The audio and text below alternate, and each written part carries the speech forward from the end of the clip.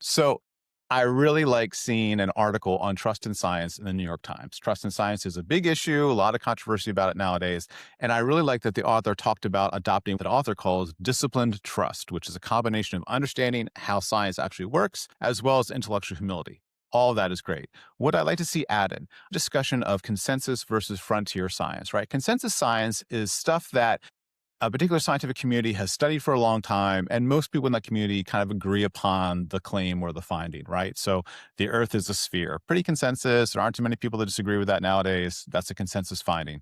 Frontier science are the things that you often see reported in the news, like a new study showed for the first time that, I don't know, coffee can promote your brain's physical growth. That's one study, right? It could be debunked in the future. Future research might suggest other things. It's at the frontier of science. And I wish we reported less on that because those findings come and go depending upon future research.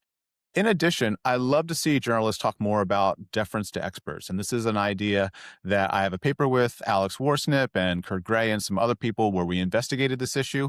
And whether and when people should defer to experts like scientists depends upon the nature of the claim, among other things, right? There are empirical claims like the earth is a sphere. In most cases, I would probably defer to a scientific community on that. But a normative claim like because COVID is airborne, we should therefore wear masks and take kids out of school. There's a lot of like policy implications there. There's a lot of assumptions of what people should do based upon the empirical information that I think is more open to discussion and more skepticism about. And so I'll put a link in the notes as to that article, but I do think that distinction is important and I'd like to see it discussed more often.